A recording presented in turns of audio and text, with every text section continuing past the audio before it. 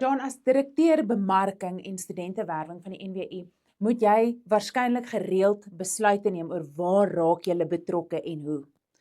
Wat sou jy sê is raad wat plaaslike sakelui kan volg wanneer hulle moet besluit om betrokke te raak by iets soos Momentum Aardklop of waar ook al?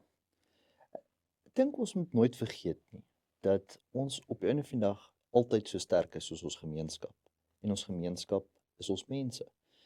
En as ons kyk om ons en ons sien hierdie ongelooflike geleenthede en platforms, moet ons altyd probeer om dit te ondersteun en te ontgin, nie noodwendig vir jou eie ekonomiese belang of daai tipe goeders nie, maar werklik om die gemeenskap waarin jy is te bou, want ons is so sterk soos die gemeenskappe waarin ons funksioneer. Nou jy bou jou gemeenskap, maar jou gemeenskap bou ook jou. Dit is net so.